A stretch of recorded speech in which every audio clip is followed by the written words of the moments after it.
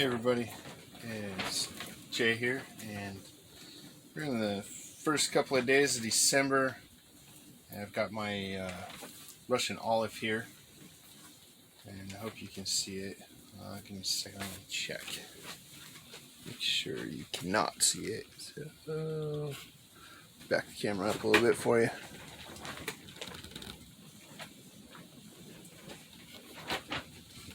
There we go. Alright, so got my Russian olive here. I've grown this from, I think it was a seed about 2 years ago, or it might have been one that I picked out of the ground at one of the local garden centers in Colorado. You're not supposed to sell these, so in Colorado they're an invasive species. I'm not sure if they're an invasive species here in Florida, but I don't plan on putting it in the ground or letting it seed. So I'm going to make sure and just keep a close eye on it. So we've got a lot of invasive species out here in Florida anyway, so I don't want to be a part of the problem. Anyway, so it's been growing in this pot here for about a year now. It's all long and gangly. I trimmed it back about this high the beginning of the fall, a couple of months ago, and obviously it's grown back quite a bit. All the branches are really long and narrow, so I want to cut it back to about this height. The actual base of the tree is down here, so I'm going to pull it out of the pot and I'm going to repot it into this pot. So let's get started with that.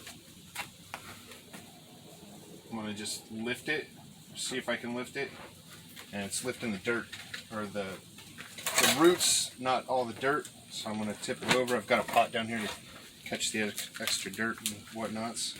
So I'm going to pat the bottom of the pot, break it free, go around the sides, spin it a little bit.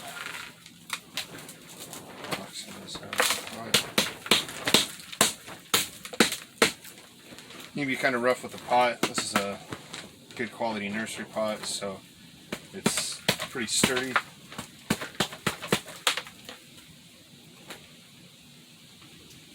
It's not wanting to come out, so I'm going to have to tip it upside down. There we go. There, it broke free. So I don't necessarily want to lift on the trunk of the tree too much, because I don't want to break off the roots or disturb the roots too badly. I'm going to do some root pruning, so it's not going to be a huge big deal, but I do want to save as many of the roots as I can to start with, so I can see what I've got working with. So we'll pull some of these weeds off and see if I can pull it out of the pot. I'm going to hold the dirt, flip it upside down, pull the pot off of it, set it aside. I'm going to grab a tray so I don't get dirt everywhere. It's quite heavy. Watered it the other day, so it's sopping wet still. Alright, so I'm going to go ahead and I'm going to clean off all the dirt off the roots. I'm not going to completely bare root it, but get quite close.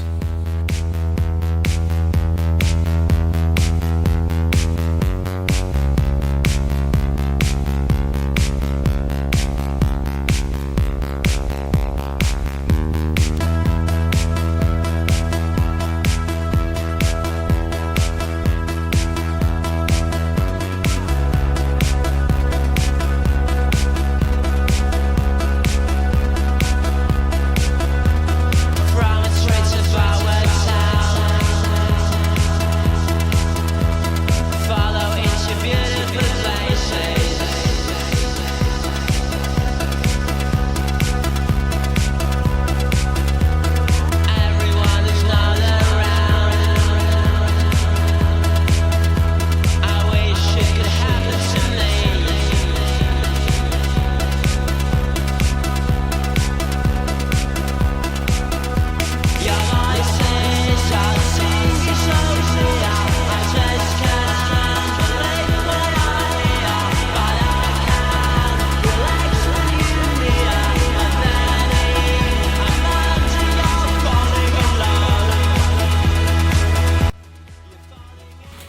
Alright, so that pretty much gets most of the dirt out of the roots, so the big root ball, the nice muddy topsoil.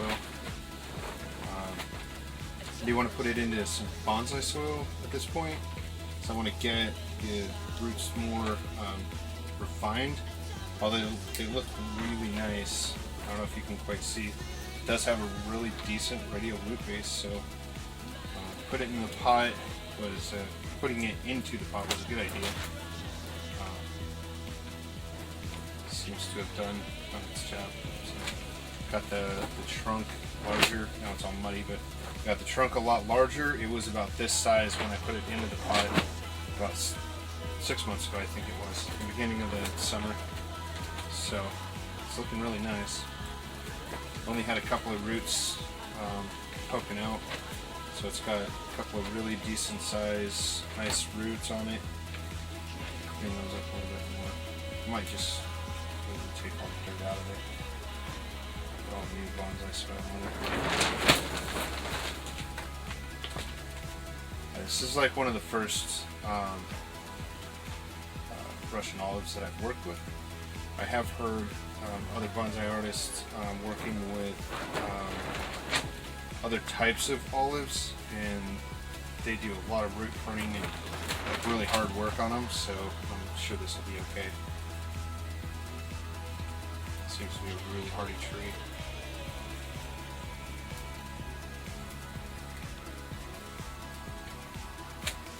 It does look like there's some kinds of fungus on the ends of these roots. I don't know if that's good or bad for them. Doesn't seem to be hurting it, so I might just leave it for now. If anybody has any thoughts on that, you can comment. It's like a little white ball of stuff on there. So this root is double root right here, and then there's another root that's coming out the bottom here, so there's two of them. So I'm going to cut this root off.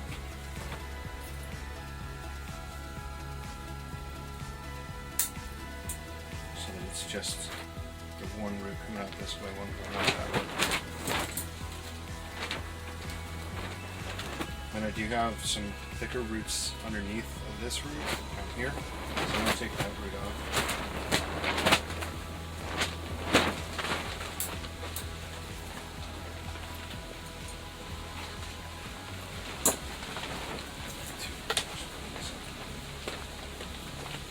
It's always nice to have a toothbrush handy to be able to clean some of the dirt off the root base, so you can see what you're doing once you get to this point. See where the roots are going, and what direction they're facing, and all that.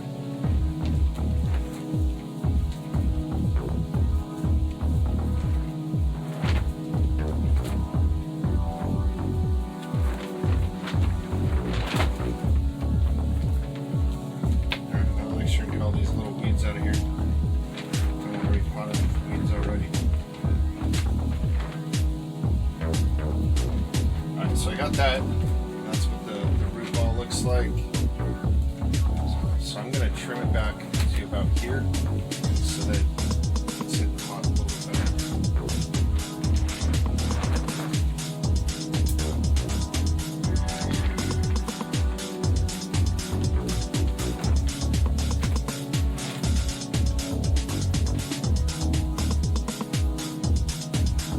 It's always good to have not super nice set of scissors to do your root pruning.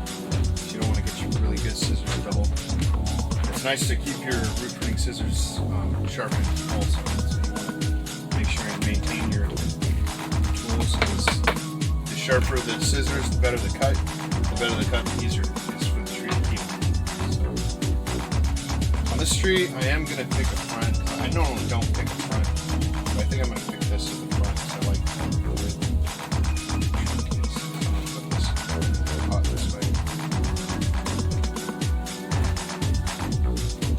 Try to keep all these roots from here. So it's going to look something like that.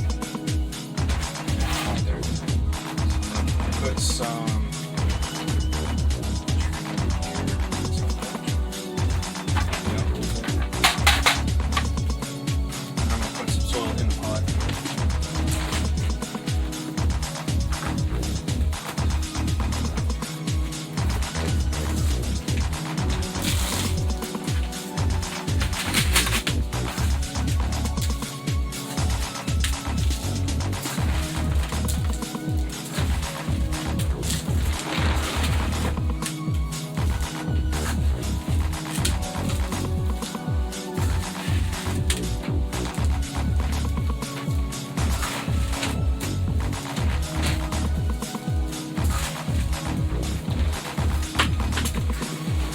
did, I piled it up in the center so that when I push the tree down in there, it'll fill this space up with soil, fill this space up with soil, and make it to where there's not a void in there, because you don't want a void underneath the tree, because that will bugs can get in there, and then other nastiness can get in there, rot, all that stuff. So you want to make sure you get the soil all the way up underneath the trunk.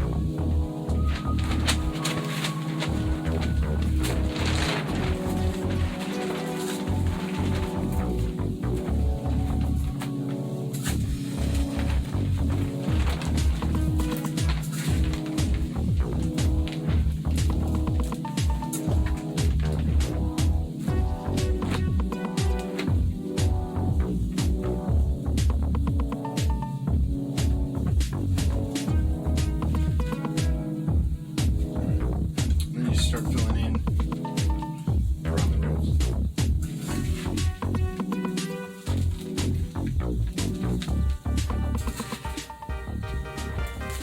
Some of the trees I'll wire into the pot to make sure that they don't come out. I'm going to trim this one back quite a bit, so and I'm going to take all the leaves off. I'm going to defoliate it so I'm not afraid of it at this point.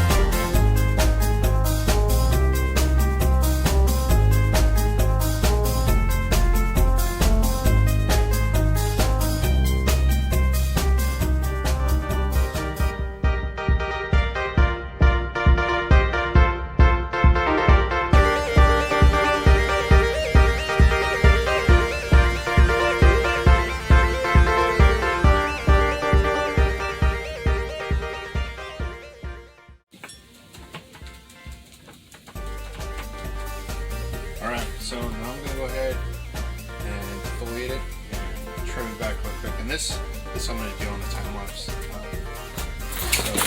I don't bore you with all this tease.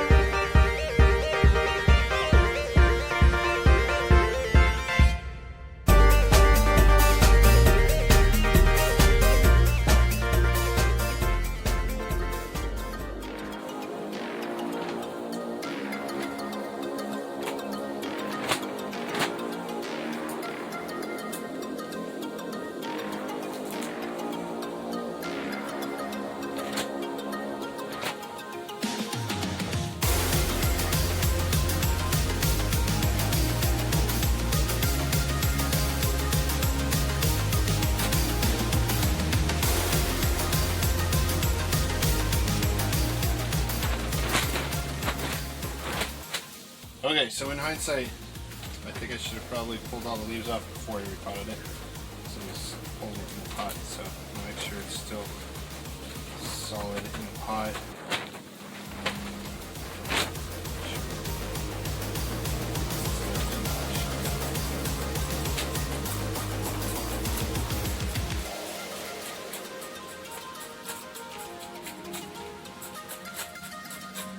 another good reason to tie your trees down. I don't always. Some of them I do if they're really flimsy or really wobbly. This one's got a good radial root base, so I'm sure it'll be just fine without being tied down this time. So I'm gonna go from there. All right, so from this point out, I don't know if you noticed some of the, when I was pulling the leaves off some of the branches, the tips came off of the branch, which is really not any big deal because I'm going to be chopping this way back anyway. So pulling those tips off isn't going to hurt anything in this situation. So I'm going to cut some of these branches like really far back, and some of them I'm just going to cut the tips off of them. I'm going to go in through, this one is a dead branch. I'm going to get rid of that completely. And you want to trim off all the branches that are really inside, like this little guy here. He's really inside these branches. Doesn't look good, so I'm going to get rid of all those branches first. Clean it up. Make sure it looks, and all the dead ones, make sure it looks like a normal tree would look. You don't have a whole lot of branches really growing on the inside of the trees. I've heard that said when I first got started growing bonsai. I was like, no, there's got to be branches growing on the insides of the trees, you know. And the more I looked, there is branches that do grow on the inside of the trees, on the insides of the branches and stuff. But at some point, those branches are really small branches on the inside of the tree, like really small. So in a situation where you try to keep the tree small, looking like it's a miniature, having branches like this one here, it's way up here and it starts down here, that's on the inside. That would be a normal sized branch on a full-size tree, about that long, but on something like this, that means that that branch is like 20 feet long, so it just looks terrible. So you want to cut that off. Keep it looking like it's a miniature tree instead of a sapling that's just starting to grow, because obviously this is kind of a sapling that's just starting to grow. And these guys do ramify pretty quickly, so I'm pretty impressed with that.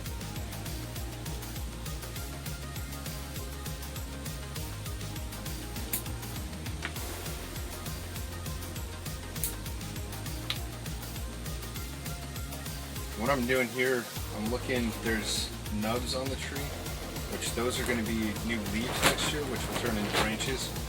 So I'm going to cut it back to just a couple of those, because I want to make sure that this tree stays, you know, within visual parameters of looking like a full-size tree.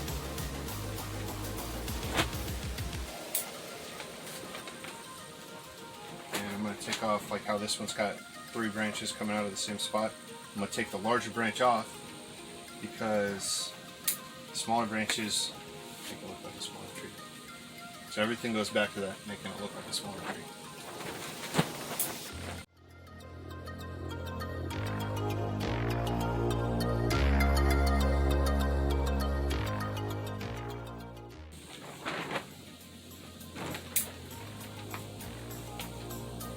The thing about a tree that grows quickly like these, elm trees do it too. Keeping up with the trimming during the summertime and the growing season is kind of a big deal, and I didn't realize it on this tree, so I'm gonna have to correct a lot of stuff right now. But if you keep up on, like, this is a new shoot from, I think from about here to about here in just a couple of months. So if I would have come back while it was still growing and cut it off here where I want it to be, this would have ramified already, and I would have branches here that I'd be just trimming the tops off. So because I didn't do that, I have to cut it way back to keep it within the size, or keep it within the size that I want it. And this is also a new branch. You can tell because it's all the lighter color. So I want to keep that one short and not have it get too big and long. So I'm going to cut it way back. It's about the same size as this, which I think this is dead. So I'm going to cut that off anyway. And then that makes that the end of the branch here.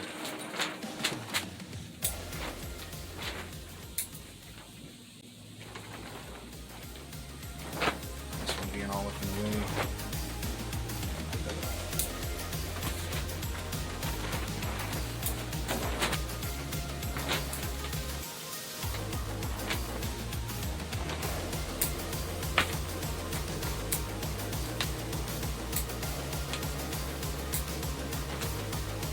really, it's not a huge deal if some of these branches that I'm cutting off don't survive trimming and they die back, because they produce a lot of, it is kind of like an elm tree in that sense that it's going to put out a lot of new shoots next year. So I'll have a lot of new branches to choose from next year, so I can deal with some dieback if I mess it up and lose a couple of branches.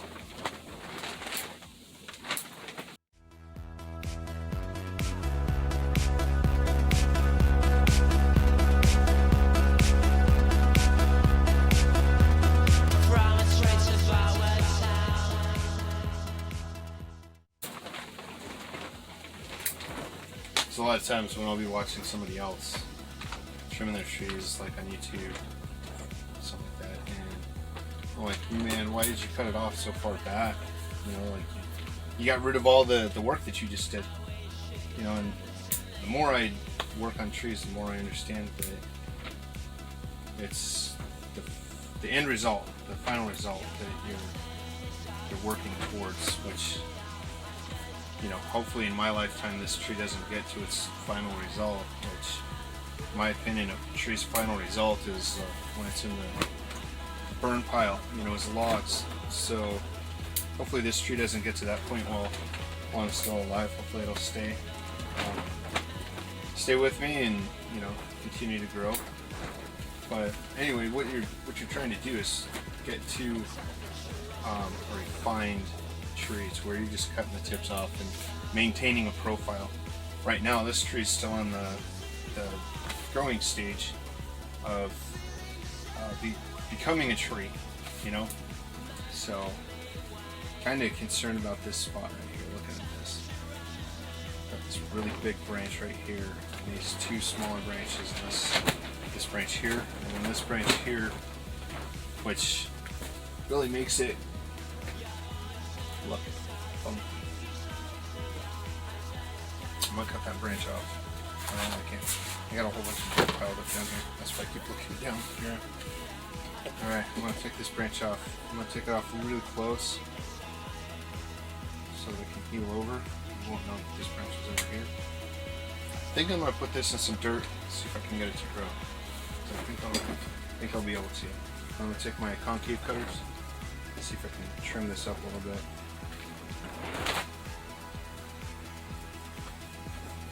Spots like this are really hard to get to. You kind of want the cut to be cut inside of the outer layer. Right here, you want it to go in so that this can heal over the hole and make it look like it wasn't there, or make it look, make it look good. So I know if you look at any massive tree outside that you're going to see spots where branches broke off, or in somebody's yard where they pruned branches off. So you'll see wounds on trees that you've healed over, but you want it to heal completely over. You don't want a dead piece of wood in the middle of the wound after it's healed over. Alright.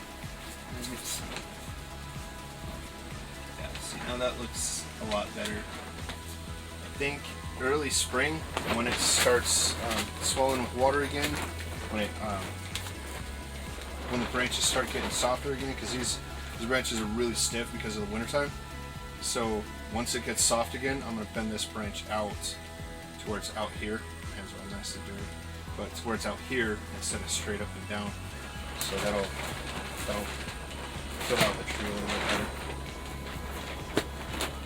So I think that's enough work for this tree today. I'm going to give it a good watering, make sure that the soil is in there really good, and put it back out on the bench. Thanks for watching, everybody. Appreciate y'all's support. Give me a thumbs up and subscribe to the channel if you haven't already, and see you on the next one. Thanks.